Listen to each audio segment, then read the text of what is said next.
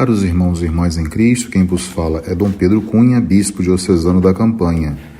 Hoje é domingo, dia 14 de fevereiro, e estamos celebrando o sexto domingo do tempo comum, cujo evangelho é o de Marcos 1, 40 a 45, que diz assim: Aproximou-se dele um leproso, suplicando-lhe de joelhos: Se queres, podes limpar-me.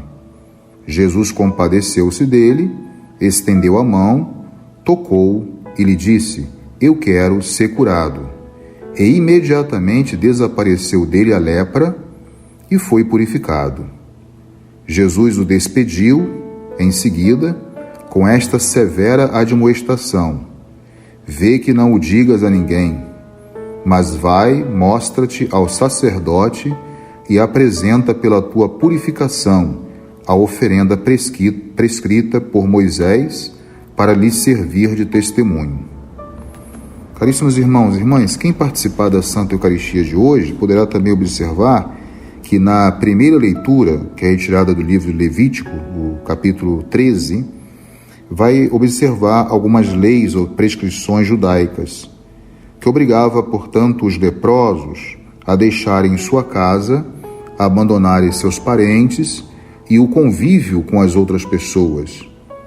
E deviam, além disso, morar afastados de todos, fora dos lugares habitados, nas cavernas e também revestidos de trapos. Se por algum motivo se encontrassem com alguém, os leprosos deviam gritar que eram impuros, para que este não se aproximasse deles e ficasse impuro também. Hoje, graças a Deus, com o avanço da medicina, nós não temos mais esse problema, porque já temos a cura para este mal. Mas não era assim na época de Jesus. Um traço muito marcante nesse evangelho de hoje é que o evangelista São Marcos, ele, nesse primeiro capítulo ainda, ele quer resumir com esse milagre do leproso a atividade de Jesus na Galileia. Então, este gesto de cura assume uma peculiaridade muito interessante. Por quê? Porque é um milagre revelador do poder de Jesus, mas sobretudo de um poder que irrompe, que na verdade é o irromper do reino de Deus mesmo na pessoa de Jesus.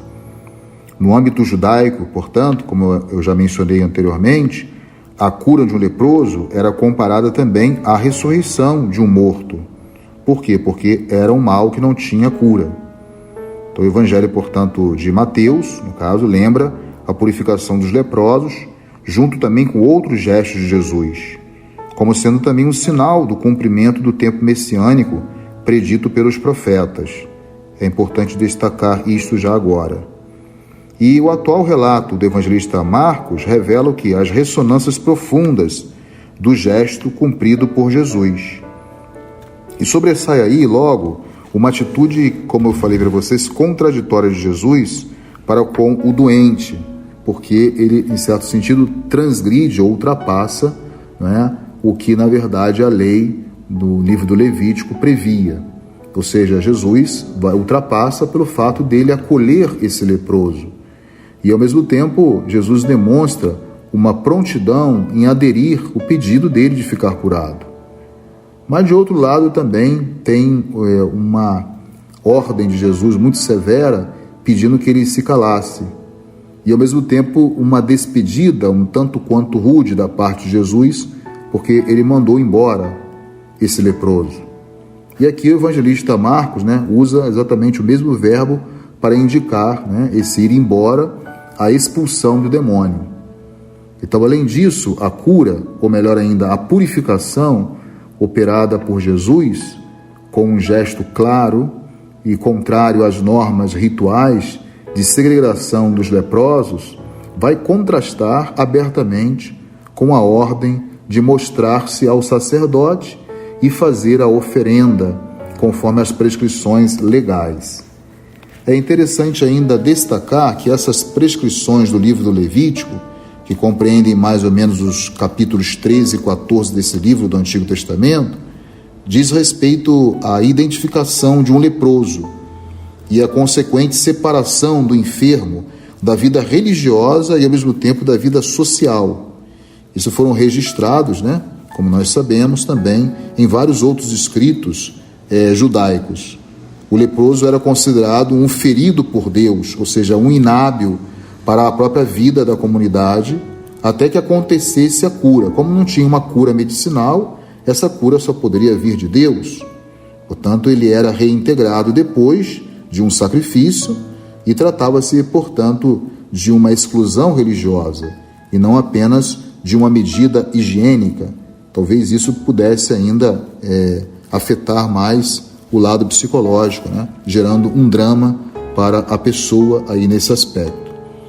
Um outro elemento interessante do Evangelho de hoje é que o Marcos sublinha aquilo que nós chamamos de segredo messiânico, né? O silêncio ou o mistério que deve ainda circundar esses gestos de Jesus.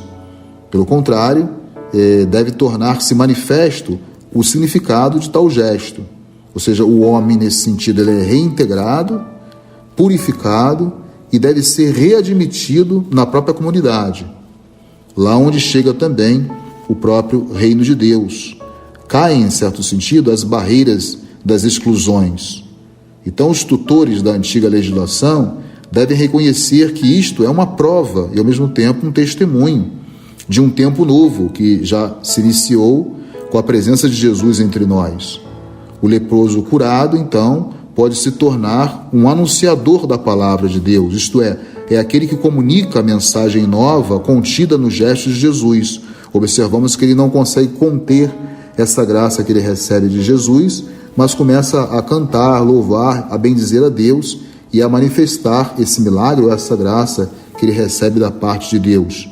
Isso não exclui também, né, um fácil mal entendido popular. Portanto, Jesus ele não pode entrar, aí está a questão, né? Ele realiza essa cura em relação ao leproso, mas isso vai trazer um embaraço no relacionamento, até na própria convivência social de Jesus em alguns lugares. Ele não pode entrar nesses centros habitados, ou seja, esses vilarejos. Ele deve ficar agora, por conta dessa cura, em alguns lugares mais apartados ou retirados. Apesar disso, o próprio evangelista Marcos ele vai anotar que o povo vai até Jesus de todos os lugares, provenientes de todos os lugares, mesmo Jesus tendo que ficar retirado, também por causa dos magistrados do povo e para evitar uma convulsão popular ou social nessas comunidades, né? Como o leproso também, ele foi ao encontro de Jesus como sendo um enfermo. Assim, agora não é só o leproso que vai ao encontro de Jesus, mas por causa desse feito, já no primeiro capítulo do evangelista Marcos, né, a multidão é que vai agora procurar Jesus. Então, é muito interessante ainda sublinhar que quando Jesus se deparou com aquele pobre infeliz, esse leproso, né, expurgado de uma vivência social, Jesus compadeceu-se, ele teve misericórdia, teve compaixão daquele leproso que lhe suplicava de joelhos. O gesto de se ajoelhar é um gesto de reconhecimento da divindade. Se queres, podes limpar-me, né? Para que nos aproximemos também dos nossos excluídos. É importante, é necessário termos esse mesmo amor que Jesus tinha no coração. Esse é o sentido, portanto, de um amor profundo, né? Alguns autores interpretam até como um amor visceral, alguma coisa que vem mesmo do íntimo da pessoa, porque esse Jesus é um Jesus extremamente misericordioso, compassivo com aqueles que sofrem, né? Então, nesse sentido que nós aprendemos do Evangelho de hoje, é que é fundamental nós rezarmos para que Deus encha também o nosso coração desse mesmo amor que teve Jesus para com o leproso, para assim nós não afastarmos dessas pessoas enfermas por um mero preconceito. E aí, pautados nesse amor, porque é só o amor de Deus que nos leva a ir ao encontro dessas pessoas sofridas, né, como Jesus fez ao se aproximar do leproso, pessoa esta que todo mundo fugia, né?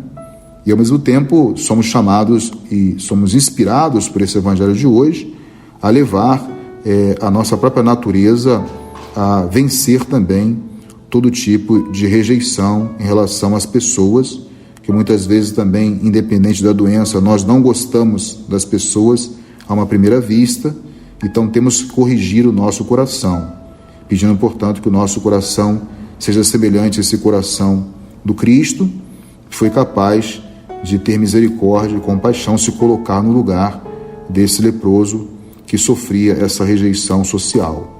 Então pensamos na liturgia desse domingo e também refletindo todo o nosso agir e o nosso testemunho cristão no curso dessa semana, que nosso Senhor nos encha o coração com o seu amor, para tratarmos todos igualmente e sem preconceito e sem distinção, e nos servirmos de todas as situações e ocasiões para evangelizarmos e semearmos a palavra de Deus, para que ninguém esteja excluído desse amor misericordioso que Jesus nos ensina no Santo Evangelho de hoje.